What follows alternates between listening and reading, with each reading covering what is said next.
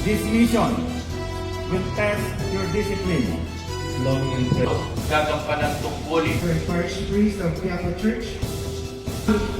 Ligtas at Tayo pala sa Nazareno 2026. Anong pinaghandaan ng NCRPO, sir?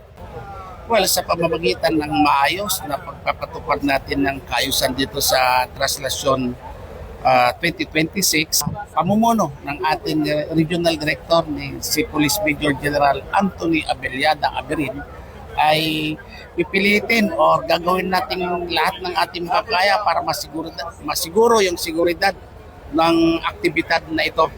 At malaki yung pwersa ang inilagay ng ating kapulisan dahil mayroon ding mga friendly forces or allied forces na tutulong sa atin. Nandyan yung participants or representante galing sa ating 5 district plus yung RMFB, yung ating mga regional headquarters personnel, andyan yung mga Coast Guard, andyan yung MMDA, yung Traffic Bureau ng Manila. So, yun yung ating pinaghandaan. Sir, baka may payo ka sa ating pong mga kababayan na sundin yung ating mga protocols o panuntunan sa ganun ay walang sakitan. O unang-una rito, although hindi naman natin maiwasan talaga na may masasaktan, pero ipairal natin yung disiplina.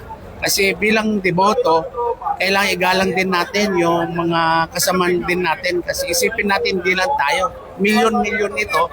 So, iwasan yung magkasakitan, iwasan magdala ng mga pinagbabawal para hindi na ito magkaaberya. So, sir, baka may payo ka sa ating mga kapulisan na talagang siguraduhin ang kaligtasan o may lumapit sa ating mga kapulisan ay agad itong pagbigyan ng serbisyo publiko, sir?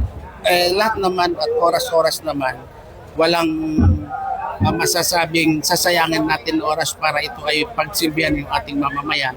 Kaya lang, yung ating mga mamamayan naman ay konting pangunawa dahil ang kapulisan ay tao lang din, napapagod lang din. Pero ang ating kapulisan dito sa NCRPO ay nandyan pa rin na tutulong at gagawin yung kanyang lahat ng makakaya para masiguro ang seguridad ng mga ganitong aktibidad. Medical team ng RMDO o ng PNP para po sa Traslasyon 2026, sir. Sa ngalan ng aming batihing direktor, si Brigadier General Manalan, nakapaghanda ang health service sa kanilang counterpart na Regional Medical Dental Unit ng NCR.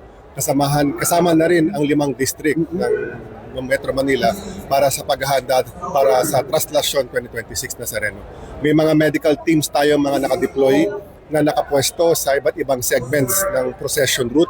At ganun din, meron din tayong coordination sa Department of Health na kung saan sila ang puno na in charge sa ating medical at evacuation response. Tama kayo doon, yung ating public advisory, matagal na natin itong ipinost sa ating official social media account. Lahat ng tungtungan ginagamit natin para malaman ng ating mga kababayan.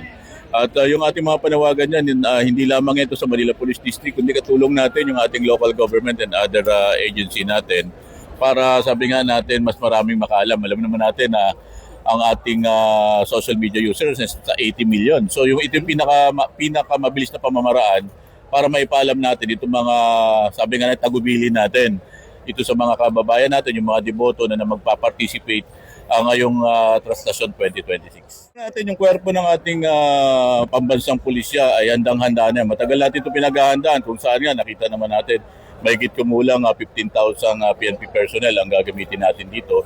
Hindi lamang ito manggagaling sa Metro Manila. Nandito meron tayong katulong from Region 3, Region 4A at siyempre yung ating regional headquarters, yung ating NCRPO, nakita natin na may mga yung ating RMFB. At nakita natin, matagal na preparasyon na ito. Marami na tayong ginawang pagkilos. Kanina meron tayong final press briefing kanina sa may St.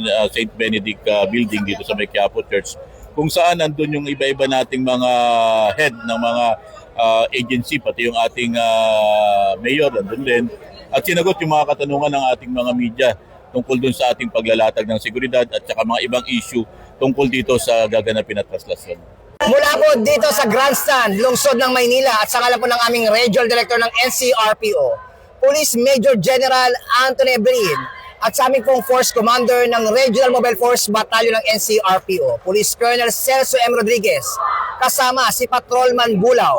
Ako po ang inyong Police News Network Correspondent, Police Chief Master Sergeant Mauricio Bonilla Ruiz, alagad ng batas, tagataguyod ng Balitang Pulis.